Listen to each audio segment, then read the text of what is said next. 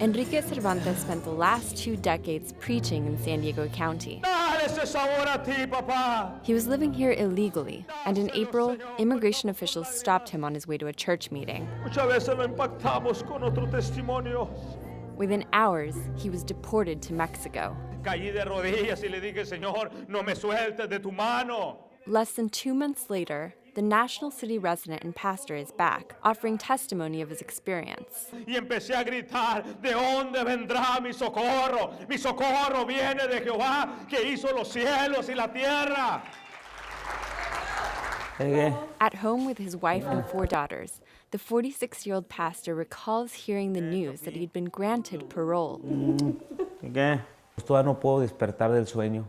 I still can't wake up from the dream. I feel a mix of everything. I'm still nervous. I feel God is still accommodating me. Nervioso, me siento que Dios me está acomodando.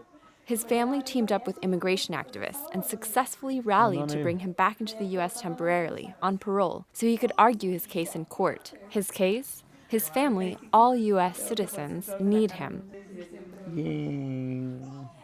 His youngest daughter has Down syndrome. He pays taxes. He's a pillar for his community in the church and volunteers guidance to addicts in rehabilitation. He doesn't think he should be a priority for removal.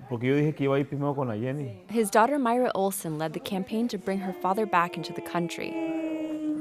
We made about 100 phone calls. She started a blog about her father's contributions to society and delivered immigration officials a thick binder full of letters of recommendation from the community, tax records, evidence of his family's military and church service, and more. Helping with the house. My dad's legacy, everything that he's implanted in this country through us, we gathered that packet together. We gathered about 100 letters within a week. Este es un permiso por un año, por mientras. Immigration officials gave Cervantes temporary permission to re-enter the U.S. for the purpose of removal proceedings.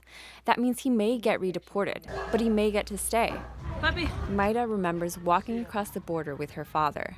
I cried and I was in shock just because a lot of people told us this would be years, this would be a no-way case. Requests for parole are often denied. Last month, 5 families who approached the San Ysidro port of entry to request it were turned away. One man had an epileptic U.S. citizen's son who started having seizures tied to the separation from his father, according to a neurologist. The thing about parole is that it's discretionary.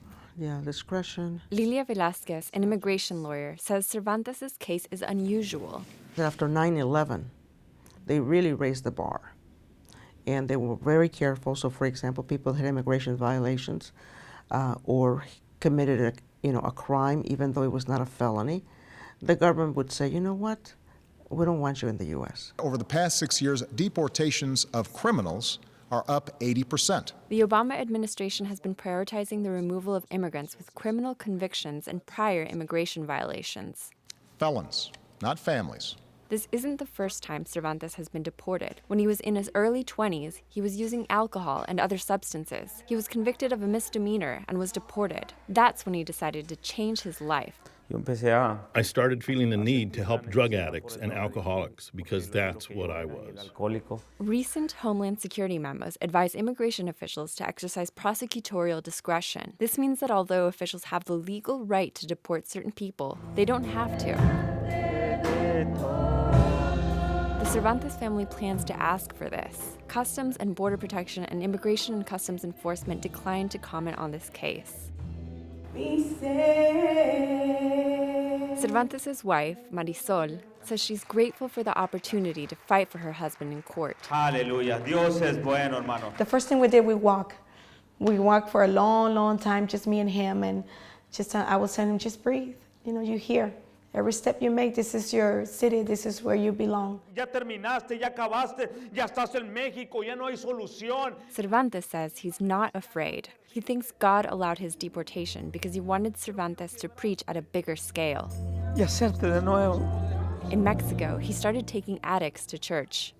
Él empezó algo y él lo va a terminar. God started something and he's going to finish it. That's why I feel confident. I feel God is at my side. He has my hand. Working for him, I don't think I should be afraid. Deba tener miedo. He hopes to start preaching cross-country in the U.S. Espíritu Santo, fluye. Jean Guerrero, KPBS News.